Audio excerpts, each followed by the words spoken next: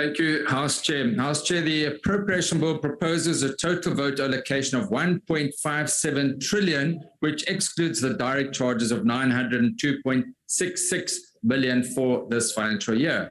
Now, the economic outlook has thankfully changed significantly since February's budget, and the ACDP welcomes the higher than expected 1.9% GDP growth in the first quarter of this year. However, it must be noted that that is the final quarter of last year's budget. And that increase comes amidst high inflation, rising interest rates, and soaring fuel prices in this financial year, which are weighing heavily on businesses and consumers. Rising inflation is hurting the lower and middle class income households and negatively affects the country's competitiveness and financing costs. Subsequent further negative developments in the second quarter from 1st of April have created new significant downside risks to the growth outlook. And these factors include the global economic fallout from the protracted Russian-Ukraine war, the economic effect of the KZN floods, persistent load shedding, and heavier borrowing costs for business and consumers as the Reserve Bank's interest rate rising cycle continues. And let us not forget that a weakening currency also has a devastating impact.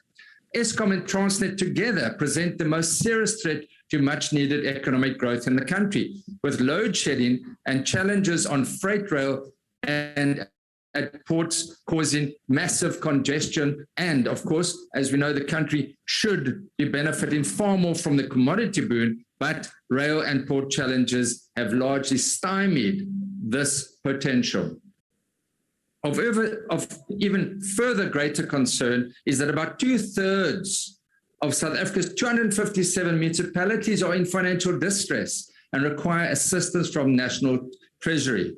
According to the outgoing Director General, the Treasury cannot cope with the situation. Members, listen carefully. The Treasury says it cannot cope with the situation.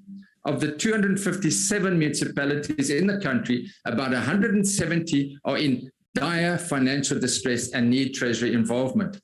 Now, the Appropriation Committee's comments in this regard are telling.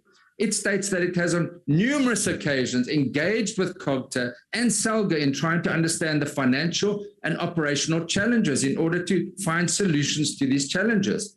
It is concerned about constantly recommending that the appropriation of funds be given to local government when these funds are not helpful to poor indigenous households and not helpful to alleviate the distress situation of these municipalities. The ACDP agrees, and that the country is no closer to finding solutions for these distressed municipalities, and it is deeply distressing that National Treasury itself says it cannot cope. Thank you, Honorable Swart.